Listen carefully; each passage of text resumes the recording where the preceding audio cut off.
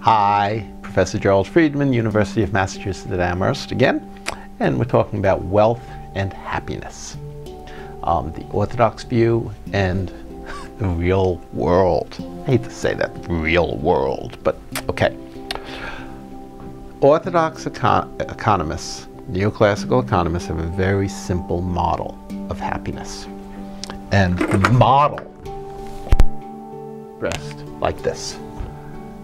Toys equals happiness.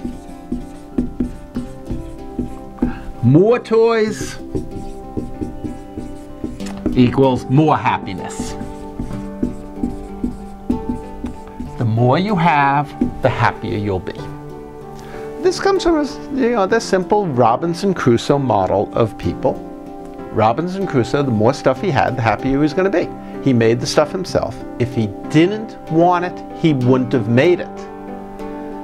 If he had 2 canoes, it must be because he wanted 2 canoes, since he had to make the second canoe. So 2 canoes must be happier than with 1 canoe. 3 canoes, he'd be happier still. At worst, if he didn't like something, if he made a mistake and made a 4th canoe and found, oh, I don't really have any place for it, he'd just leave it, burn it, throw it away, dispose of it. More stuff is more happy. Now, from this, you expect Americans should be very happy. Per capita income, the average amount of stuff that we have has grown by about 2% a year for 200 years. So the amount of stuff we have doubles every 35 years. Nowadays, we have about $30,000 worth of stuff per person, compared to about $100 worth of stuff in 1790. We must be happy, right? Robinson Crusoe would have been happy, all this stuff. And if you look within countries, you do surveys of happiness within countries, rich people are happier than poor people. Surprise, surprise.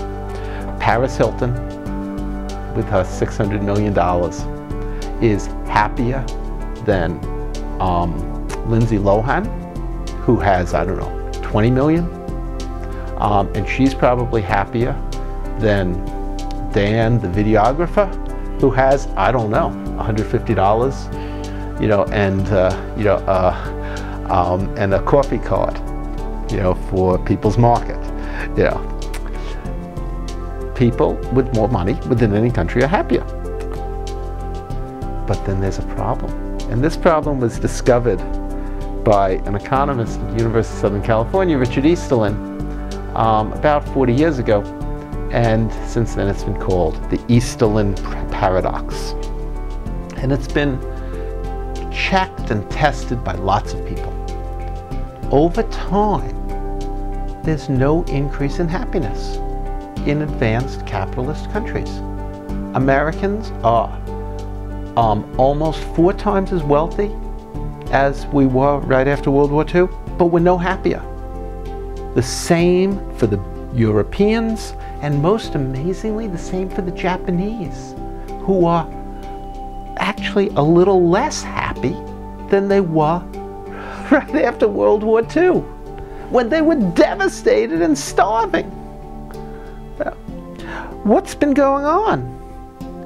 Why hasn't happiness increased with increasing wealth over time?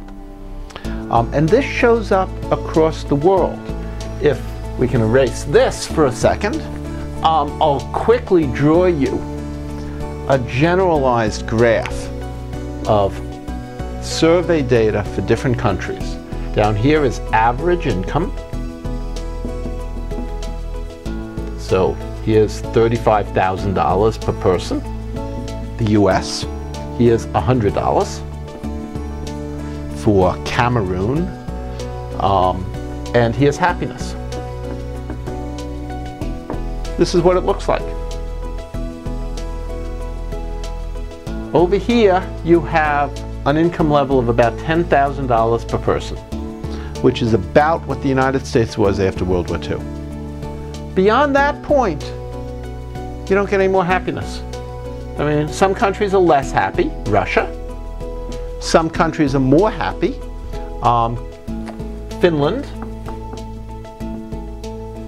Here's the US, just about on the line. Here's Cameroon. And here's Haiti. I mean, these are poor countries. For them to get a little more wealth, yes, they get happier. They start getting clean water, they get antibiotics, they get enough to eat, they get a change of clothes, and going up to about $10,000, yes, people do get happier. Beyond that, no.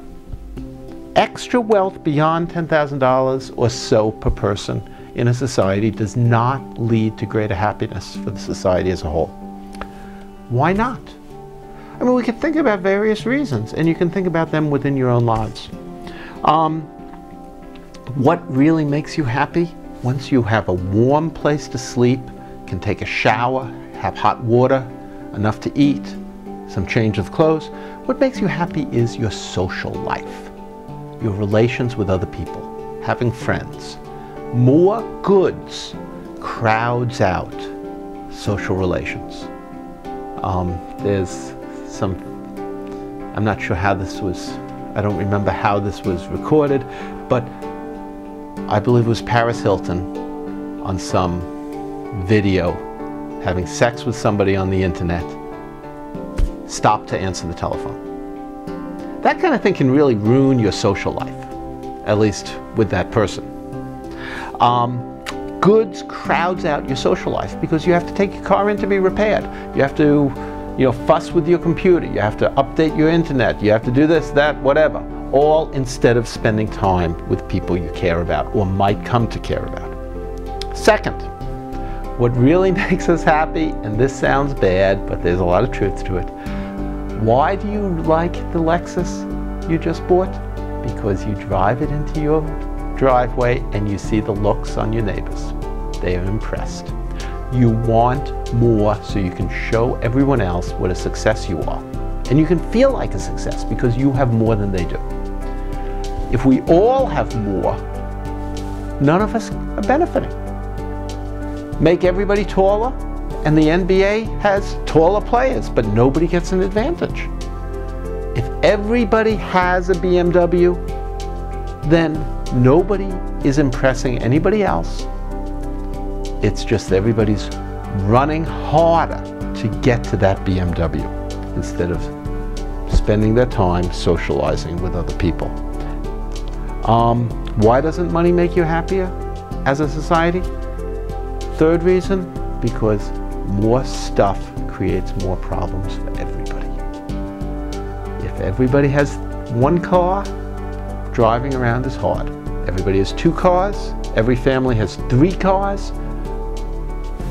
Traffic, pollution, noise. We get all the external costs of our stuff.